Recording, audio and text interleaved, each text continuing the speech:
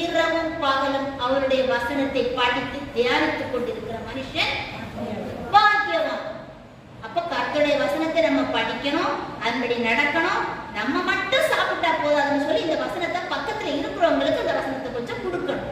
இந்த வசனத்தின்படி நீங்களும் நடங்க.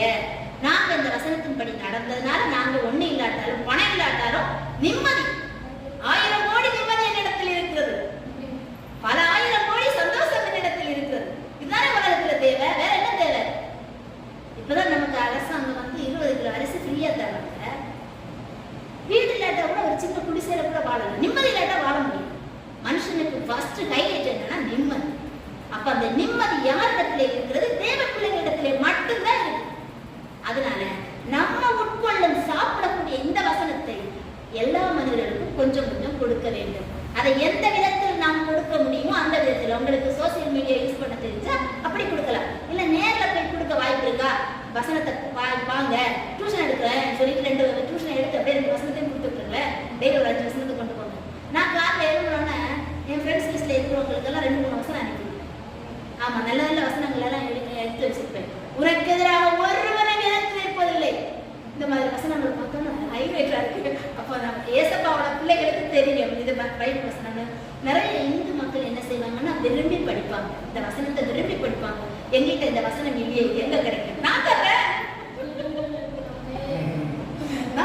பைபிள்ல இருக்கு. ஏன்னா பைபிள் அவங்களுக்கு தேட முடியாது இல்லையா? பைபிளை வரிசையா தேடி முத்துக்களை தெரிந்து எடுத்து வச்சிருக்கணும். அதுல எங்க முத்து இருக்குன்னு ஃபர்ஸ்ட்ல இருந்து லாஸ்ட் வரைக்கும் தேடி தேடி தேடி அந்த முத்துக்களை எடுத்து முத்தில்லாத மனிதர்களுக்கு நாம் கொடுக்கிறது. அதான் அந்த வேலையை நான் செஞ்சுட்டு இருக்கேன். அடுத்த வசனம் படிங்க. இப்ப மார்க் நம்ம படிச்சுட்டோம். கடுகு, அதே கடுகு விதை தான் மத்தேயு 13:31 இருக்கு.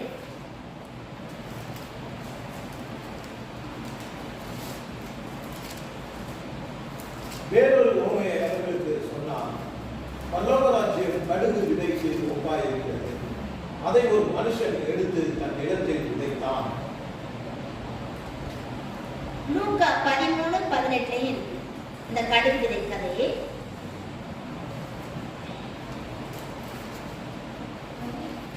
லூக்கா 13:18 அவர் அவர்களை நோக்கி, தேவனுடைய ராஜ்யம் எதற்கு ஒப்பாய் இருக்கிறது? அதை எதற்கு ஒப்பிடுவேன்? 13 அன்படி அது ஒரு கடுகு விதைக்கு ஒப்பாய் இருக்கிறது. அதை ஒரு மனுஷன் எடுத்து தன் தோட்டத்திலே போட்டான். அது வளர்ந்து பெரிய மரமாயிற்று. ஆகாயத்து பறவைகள் வந்து அதன் கிளைகளில் அடைந்து அடைந்தது என்றார். ஆமா, 3 சுவிசேஷர்கள் ஒரு கடுகு விதையை பற்றி எழுதியிருக்கிறார்கள் என்றால் அந்த கடுகு விதை எவ்வளவு அற்புதமான வேலையை செய்கிறது அல்லவா? இத்தனோடு கடுகு விதை அவ்வளவு பெரிய விருட்சமாக மாறினதுனால் தான் 3 சுவிசேஷர்கள். இந்த புதிய ஏற்பாடு என்பது ஒரு சின்ன புத்தகம் தான். அதிலே சில கதைகளைத்தான் 2-3 இடங்களிலே நாம் படிக்க முடியும். ஆனால் இது 3 சுவிசேஷர்கள். மார்க்கு சுவிசேஷகர் எழுதுகிறார், மத்தேயு எழுதுகிறார், லூக்கா எழுதுகிறார். 3 பேரும் எழுதியிருக்கிறார்கள் என்றால் இது ஒரு அற்புதமான படைப்பு. பிதாவின் படைப்பிலே மிகப்பெரிய படைப்பு. நாம் அந்த கடுகு விதையாக இருக்கிறோம், நாம் அனைவரும். இறுதியாக மத்தேயு 13:24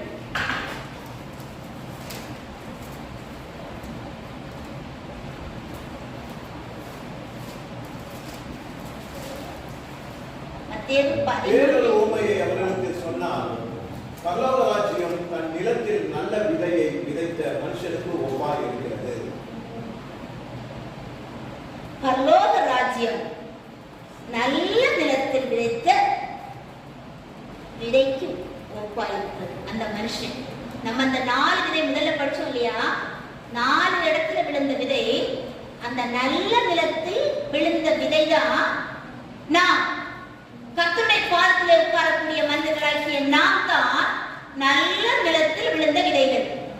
அப்போ இந்த நல்ல நிலத்தில் விழுந்த விதைகளை பாதுகாக்க தேவதூதர்கள் இங்கே இருக்கிறார்கள், நம்மோடு இருக்கிறார்கள். நாம் கண்களை திறந்து பார்த்தால் தெரியவில்லை என்றால் ஞான கண்களை திறந்து பார்க்கக்கூடிய அதிகாரத்தை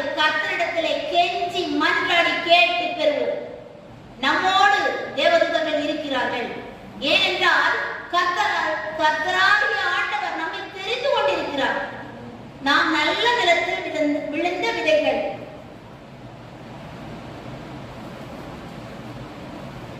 அதை தொடர்ந்து படிங்க. மனுஷன் நித்திரை பண்ணுகையில் அவனுடைய சத்ரு வந்து கோதுமைக்குள் களைகளை விதைத்து விட்டு போனான். பயிரானது வளர்ந்து கதிர்விட்ட போது களைகளும் காணப்பட்டது. வீட்டு எஜமானுடைய வேலைக்காரர் அவனிடத்தில் வந்து, ஆண்டவனே, நீர் உமது நிலத்தில் நல்ல விதையை விதைத்தீர் அல்லவா?